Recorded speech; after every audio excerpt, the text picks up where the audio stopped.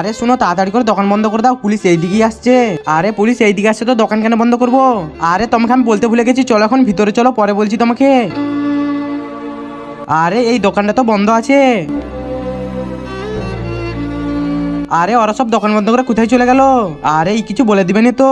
আরে না, ও কিছু বলবেনি। আরে আমি তো চোখে দেখতে পাইনি, তাই আমি কিছু দেখিনি। আরে কিছু না দাদি। আরে তুই তো দেখেছিস। আরে না, আমিও দেখিনি, আমি স্কুল গেছিনু। চলো এইদিকে আমি পরে দেখে নেবো। আরে পুলিশ তো চলে গেল। আরে তুমি তো বললেই নি তুমি কি করেছো। আরে চলো তোমাকে আমি সব দেখাচ্ছি।